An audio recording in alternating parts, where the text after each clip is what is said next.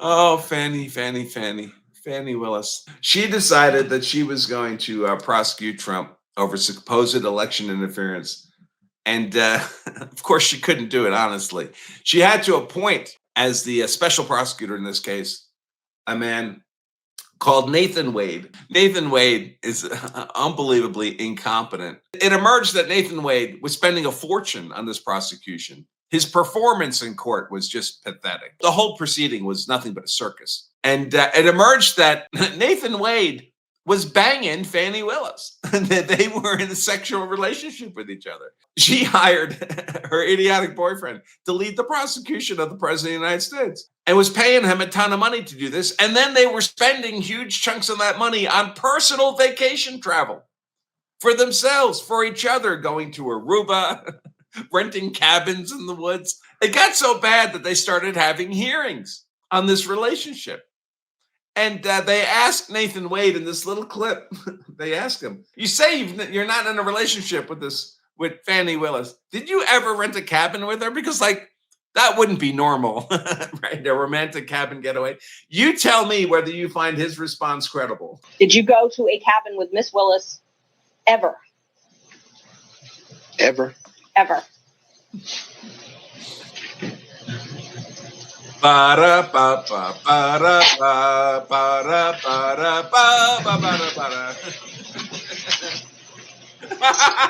at him. Ever. Look, what a world we live in, that people like this are in positions of authority. How long does it take you to deny a question of fact presented to you? That's the caliber of America's enemies, folks. The Georgia Supreme Court did this. They denied certiorari. So what had happened is this matter got brought to a separate Georgia state trial court. That Georgia state trial judge said, "Yeah, I've got to throw out this prosecution because it's compromised. There's an appearance of impropriety." That decision was appealed by Fani Willis. She didn't like being thrown off the case for impropriety. So she appealed it to the Georgia Court of Appeals. The Georgia Court of Appeals wrote a decision that we're going to look at in a minute that states the reasons why it's appropriate for her to be removed. Okay, 3-judge panel agreed the trial judge was correct in removing her for appearance of impropriety. And it sets out a bunch of facts that, I mean, it's grotesque that anyone could think there was no impropriety here. And Fani Willis didn't like that Court of Appeals decision, so she appealed it up to the Georgia Supreme Court. And the Georgia Supreme Court decided not to hear the case. So this is a denial of certiorari. We don't want to waste our time hearing a matter that's only going to ever happen once in the history of Georgia, because there's no way we're ever going to have to deal with another Fani Willis. Like, this conduct was so egregious. Surely no one will ever do this again. And our job is to set, precedential law that'll be controlling and guiding for other courts. But that's unnecessary here, because surely the world cannot deliver us more than one Fani Willis. And she's been addressed. We can address that simply by denying certiorari. I just want to share with you kind of the facts found by the Georgia Court of Appeals that warranted throwing out this. All these people, by the way, it's not just Trump, right? Trump is here. Giuliani is here. All these people were people being pursued by Fani Willis in this matter, criminally pursued, in a 97-page indictment with RICO violations, an alleged conspiracy to unlawfully change the outcome of the stolen 2020 presidential election. You know, the 20 million votes, presidential votes that have never been seen before Joe Biden and have never been seen since. As if we don't all know today that obviously President Joe Autopen Dementia Biden was not legitimately elected to head our Article 2 executive branch. Although it may well be the best thing that ever happened to America, because they've turned Trump into a monster by stealing that election from him. The underlying trial court was asked to throw out the indictment of these charges. It didn't do that. It did throw out disqualified Fani Willis from pursuing the case. In theory, Trump and these others could still be prosecuted. They could appoint another prosecutor to pursue these charges. The indictment is still outstanding. Of course, a lot has changed in Georgia. A lot has changed in the nation since this case was originally pursued. So we'll have to see in the future what happens with the indictment. But for our purposes, we're really here to talk about the disqualification by the trial judge of Atlanta Judicial Circuit District Attorney Fani Willis. That's Fulton County, Georgia. So Fani Willis is complaining about the remedy of throwing out Fani Willis based on the grounds that the Willis prosecution is encumbered by significant appearance of impropriety, not grounded on mere status alone, but instead resulting from specific conduct impacting more than a mere nebulous public interest because of concerns of public prosecutor. So what they're alluding to here is Georgia has a lot of law and under what grounds a prosecutor can be removed from a case. And they make it very hard to do. So you can't do it based just on status. And I think what they're referring to here is like racial status, that you can't get rid of a prosecutor because, hey, I'm a white defendant, they're a black prosecutor, or the reverse. There has to be specific conduct, and the conduct can't be minor. It has to be conduct that has a substantial impact on the public's perception of the legitimacy of the prosecution. Now, this is also a little confusing because they talk about the state. And of course, Fani Willis, you would think of as a party of the state, right? She's the prosecutor. But in fact, the legislature switched from Democrat to Republican while all this was going on. So the now Republican state of Georgia has said, listen, we don't agree with Fani Willis. We agree with Trump. So the state has basically changed sides, which creates an interesting dynamic because who's the party in defense now? Before it was the state of Georgia as represented by Fani Willis. Now it's Fani Willis, but she's not representing the state of Georgia. She's not the lead prosecutor on the case at this moment when this decision is being made because she's already been removed by the trial judge. That's what she's appealing. So it's a very weird dynamic. That happens when you put people like Fani Willis in positions of authority. You get these kind of hot messes. Let's see. So they're asking for either Willis and her whole office step aside and refer the case to the prosecuting attorney's counsel for reassignment, or that special assistant Nathan Wade, that's the boyfriend, withdraw from the case. Importantly, the state has not filed a cross appeal because the state's not arguing here. The state is not arguing Fani Willis' side of the argument because they switched sides. Let's see. Where the evidence presented to the trial court adequately supported its findings of the existence of impropriety is not before this court. Okay. So they're not looking at whether the trial court adequately had evidence to support the appearance of impropriety. Instead, we have to determine whether the remedy fashioned by the trial court for this undisputed finding of a significant appearance of impropriety was improper. So, of course, initially at the trial court level, whether there was impropriety was disputed, right? Trump was saying, yes, there was impropriety. And Fani Willis was on the other side of the table saying, no, I did not act with impropriety. But then she got fired from the case by the trial judge and the state legislature switched to Republican. So now there's nobody on the other side arguing against Trump. It's undisputed now that there was a significant appearance of impropriety. By now, I mean when this Court of Appeals decision was handed down in February, I think. Oh, December of 2024. She was removed from the case in February of last year. Whether the remedy, so having decided there was a significant appearance of impropriety, was throwing Fani Willis off the case and her entire office. So a whole special prosecutor division would have to be appointed to pursue this now. Whether that was the proper remedy by the trial court, they say it was. We conclude it was the proper remedy. We reversed the trial court's denial to disqualify the whole office. We affirm, however, the denial to dismiss the indictment. So this Court of Appeals also leaves the indictment in place. Motion to disqualify in special grand jury proceeding on January 24th. The chief judge of the Superior Court of Fulton County impaneled the special grand jury at the request of District Attorney Willis for investigating the facts and circumstances relating to disruption of lawful administration of the presidential election in 2020. Willis served as a legal advisor to the special grand jury. Let's see. Around the same time, she hosted and headlined a fundraiser for an opposition candidate, a Democrat candidate, to run against Burt Jones in the lieutenant governor's race. after she later publicly Jones as a target of the grand jury's investigation. Oh, she was working to get this guy de-elected. And then she said he was a target of a grand jury investigation. Well, that's not cool.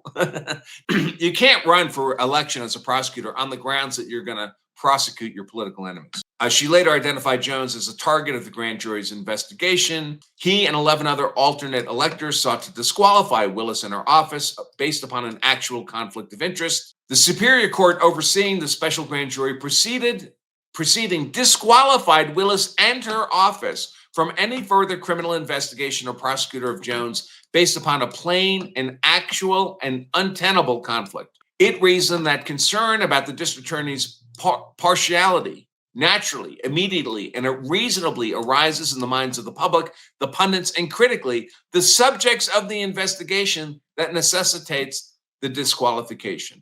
An investigation of this significance, garnering the public attention it necessarily does and touching so many political nerves in our society, cannot be burdened by legitimate doubts about the DA's motives. The DA does not have to be apolitical, but her investigations do. That Superior Court denied the motion to disqualify filed by the remaining alternate electors because they failed to show an actual conflict of interest. I guess Willis did not mention them by name in her election statements. So they were still on the hook. It did not explicitly address the appearance of impropriety as a ground to disqualify the prosecution generally. After the special grand jury issued its report recommending criminal charges against the appellants, it was dissolved on January 9th. Motion to disqualify following the indictments. On August 14th, Willis secured the RICO indictment against the appellants and 10 others, including, of course, Trump. One of them filed the motion to dismiss the indictment and disqualify DA Willis, her office, and her boyfriend, Nathan Wade, from further prosecuting this case on alleged grounds of conflict and impropriety. They claimed a personal relationship between Willis and Wade, along with an alleged personal financial interest in the case. So Willis was paying Wade money to be a lawyer prosecuting this case, and then Wade was spending that money on Willis. That's the personal financial interest that Willis had in the prosecution.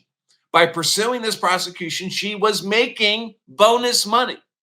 That's not allowed. After DA Willis spoke publicly in a church service, the other appellants also filed motions to seek dismissal and disqualification on the same grounds. The trial court's order. On March 15th, the trial court entered its order on the motions after conducting a multi-day evidentiary hearing, so really a mini trial. It summarized the issues and its ruling as follows. So this is the trial court that would disqualify Willis. As alleged, the claims presented a possible financial conflict of interest for the DA. More importantly, the defense motion and the state's response created a conflict in the evidence that could only be resolved by a mini trial. She denied the relationship, and of course, there was a ton of evidence of the relationship. And one that could not simply be ignored without endangering a criminally accused constitutional rights to procedural due process.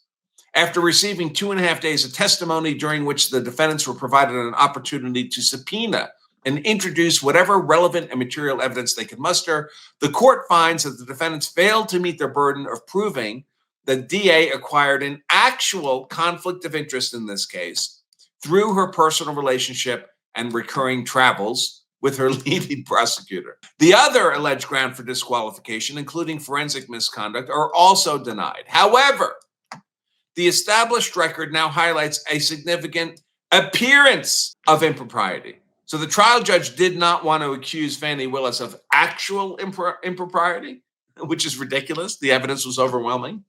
But he did find the appearance of impropriety that infects the current structure of the prosecution team, an appearance that must be removed through the state's selection of one of two options. The DA may choose to step aside along with the whole of her office and refer the prosecution to the prosecuting attorney's counsel for reassignment. Alternatively, the boyfriend can withdraw, allowing the DA, the defendants, and the public to move forward without his presence or remuneration distracting from and potentially compromising the merits of the case. The trial court made the following findings of fact. November 1st, 2021, the district attorney hired Nathan Wade to serve as a special prosecutor and lead the investigation that produced the indictment in this case. the DA considered at least one other option before hiring Wade, extending an offer to former Governor Roy Barnes, who declined. The contract allowed a $250 hourly rate, a relatively low amount by Metro Atlanta standards for an attorney with Wade's years of service, and contained a ceiling on the maximum number of hours permitted. Under the terms of the contract, Wade was not to perform more than 60 hours of work per month without written permission. No evidence introduced indicates that Wade ever received permission to exceed those monthly hourly caps. Between October 22 and May 23, the DA and Wade traveled together on 4 occasions that resulted in documentable expenses. The first included an extended trip in October 22 to Miami and Aruba and a cruise. But they're just friends. They're just work colleagues. They took a cruise to Aruba. Wade initially covered expenses for this trip, totaling $5,000.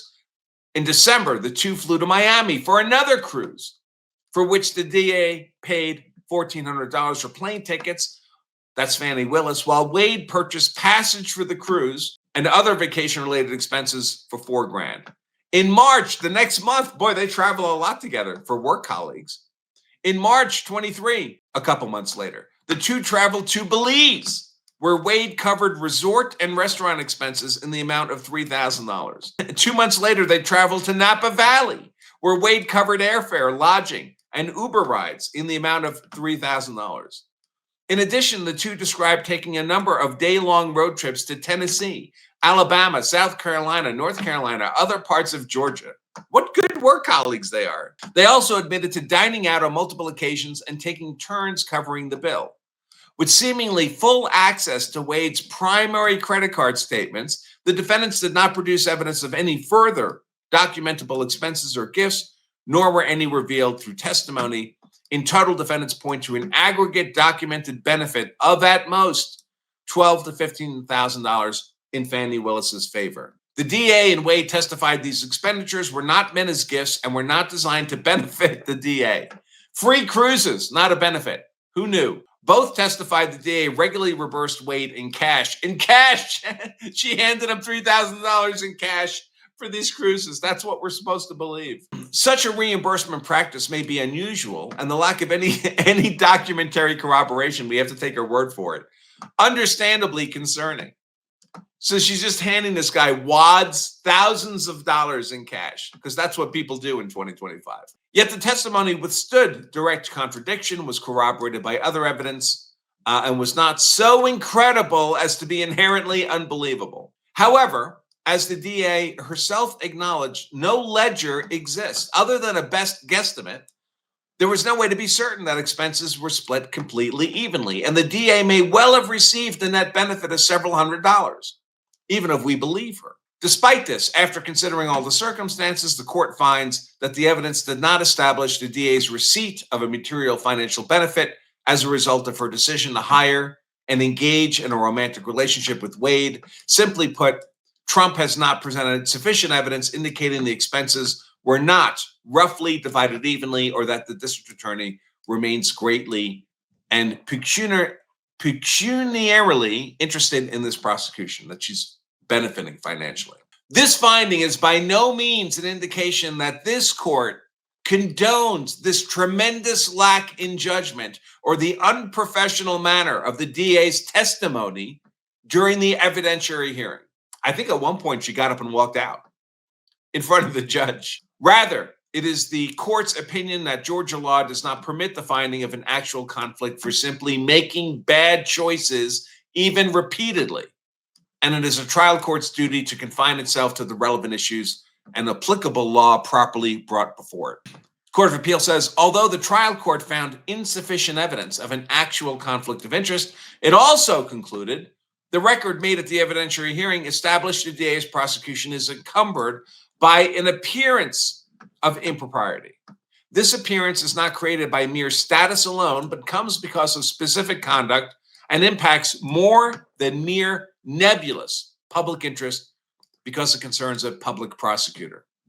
Even if the romantic relationship between Nathan Wade's initial contract in November 21st, even after the relationship began, the DA chose to continue supervising and paying Wade while maintaining the sexual relationship. She was paying to get railed.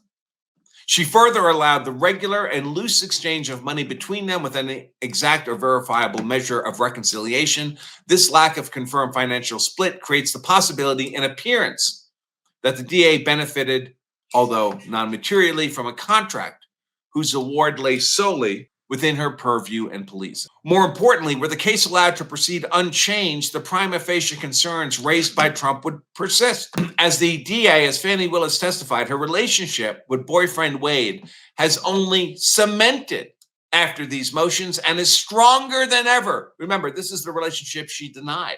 In church, Wade's patently unpersuasive explanation for the inaccurate interrogatories he submitted in his pending divorce indicates a willingness on his part to wrongly conceal his relationship with the DA, Fani Willis. As the case moves forward, reasonable members of the public could easily be left to wonder whether the financial exchanges have continued, resulting in some benefit to the DA, and even whether the romantic relationship has resumed. Put differently, an outsider could reasonably think the DA is not exercising her independent professional judgment, totally free of uncompromising influences, of any compromising influences. That's Wade's schlong. The trial court was compelled to refer to Nathan Wade's schlong in his opinion. That would be the compromising influence. As long as Wade remains on the case, this unnecessary schlong perception will persist. The testimony introduced, including that of the DA and the boyfriend, Wade, did not put these concerns to rest. During argument, the Trump's focus largely pivoted from financial concerns to disproving the testimony of the DA, namely that her romantic relationship predated the hiring of Wade. On that front, the court makes a few brief observations. First, the court finds itself unable to place any stock in the testimony of Terrence Bradley. His inconsistencies, demeanor, and generally unresponsive answers left far too brittle a foundation upon which to build any conclusions. I think Terrence Bradley is a friend of Nathan Wade's who was lying for him. While prior inconsistent statements can be considered as evidence under Georgia law, Bradley's impeachment by text message did not establish the basis for which he claimed such sweeping knowledge of Wade's personal affairs. In addition, while testimony of Robin Yearty raised doubts about the state's assertions and ultimately lacked context and detail, even after considering the proffered cell phone testimony from Trump, along with the entirety of the other evidence, neither side was able to conclusively establish by a preponderance of the evidence when the relationship evolved into a romantic one. However, an odor of mendacity remains. Oh, there's a footnote there. Look, the judge feels he has to explain mendacity. Mendacity means untruthfulness or tendency to lie. This trial court is not under an obligation to ferry out every instance of potential dishonesty from each witness or defendant ever presented in open court. Yet reasonable questions about whether the DA and her hand-selected boyfriend prosecutor testified untruthfully about the timing of the relationship further underpin the finding of an appearance of impropriety and the need to make proportional efforts to cure it. The Court of Appeals now writes, the trial court then rejected dismissal of the indictment and disqualification of DA Willis on her office based on the following. Ultimately, the trial court said, dismissal of the indictment is not the appropriate remedy to adequately dissipate the financial cloud of impropriety and potential untruthfulness found here. There has not been a showing that Trump's due process rights have been violated or that the issues involved prejudice Trump in any way, nor is disqualification of a constitutional officer elected necessary when a less drastic and sufficiently remedial option is available.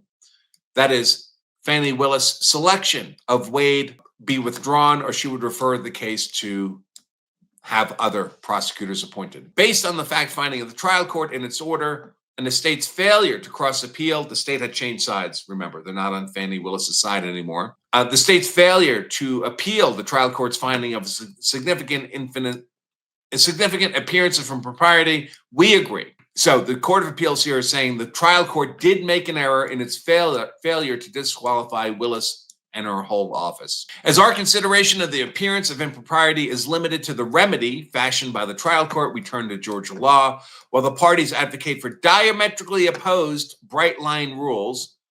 Disqualifications of the DA's office can never result from an appearance of impropriety, or disqualification should always result from an appearance of impropriety. Those are the opposed rules being proposed by each side. Georgia law requires neither solution.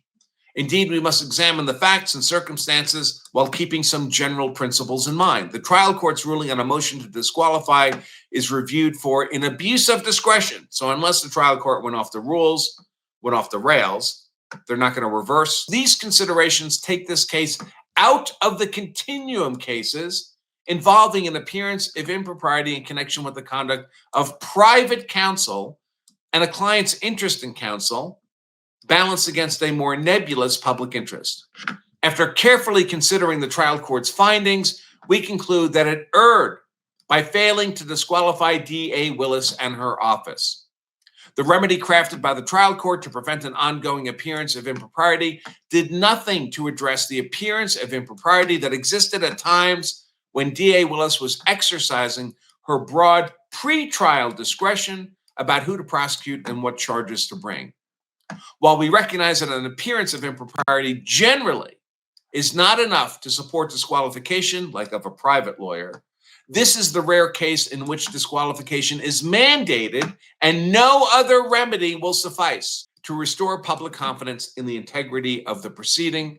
Accordingly, we reverse the trial court's denial of Trump's motion to disqualify D.A. Willis and her entire office. So they're all gone. And that's what D.A. Willis appealed to the Georgia Supreme Court. As we conclude the elected DA is wholly disqualified from this case, the assistant DA, whose only power to prosecute a case is derived from her, also. So Nathan Wade also has no authority to proceed. Trump contends the trial court erred in denying their motion to dismiss the indictment. The Court of Appeals declined to dismiss the indictment. So the indictment is still outstanding. We affirm the trial court's denial of Trump's motion to dismiss the indictment. Trump's remaining enumerations of error are rendered moot by those holdings. Judgment affirmed in part, reversed in part. So Fani Willis and Nathan Wade completely thrown off the case by the Court of Appeals. And that is the ruling that was affirmed by the Georgia, well, not affirmed. The Georgia Supreme Court declined to hear that matter. They said they're going to leave the Court of Appeals decision in place. They don't think there's grounds. And the primary grounds for not hearing argument on it from the Georgia Supreme Court was, honestly, we've never had a Fani Willis before. How likely are we to get one again? So we're not going to bother taking on a case to create precedential value when it's such a rare event.